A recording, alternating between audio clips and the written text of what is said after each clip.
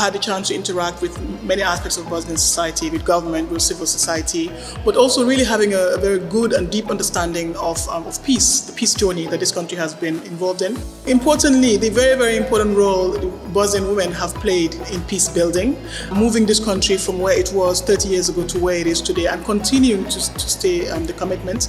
The United Nations, of course, need to obviously commit, and we do commit, and to be with the Bosnian people on this journey.